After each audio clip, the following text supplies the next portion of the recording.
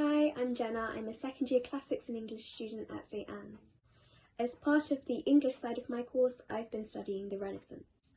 Renaissance essentially means rebirth, and this particular Renaissance that I'm going to speak to you about was the English Renaissance, which was at its peak in the 15th and 16th century. The Renaissance was a growth of classical influence in England at the time. What I mean by classical influences is the resurgence of ancient Greek and ancient Roman civilizations in terms of literature, culture, politics, and philosophy. There are, of course, many others. What led to this growth was a variation of factors. There were other renaissances across Europe, Italy being a really important one, which influenced us, as well as the growth of printing presses, which meant classical literature was more widely available to everyone, especially in translation, which meant that people who didn't have an education in ancient languages could access versions of the text which had been translated by other people. There was also a rise in humanism, and what humanism meant was people wanted to believe in man as the centre of sort of the universe and concentrate on what man was doing for themselves. And that sort of inspired them to take on more kind of classical ways of going about life in terms of philosophy and literature.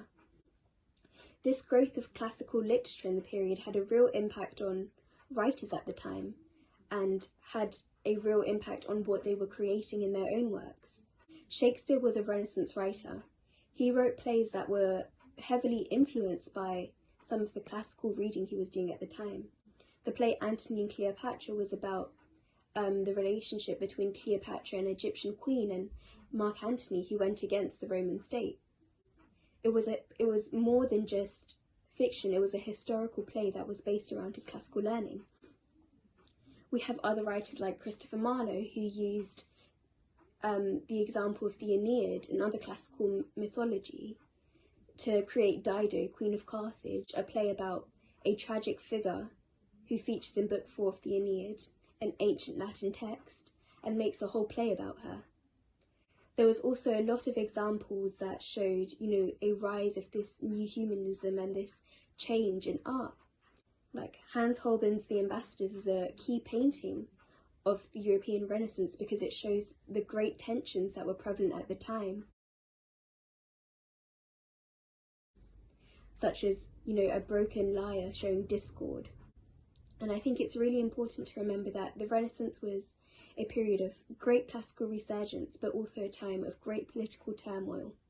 And it's something that I'm really excited to learn more about. Thank you.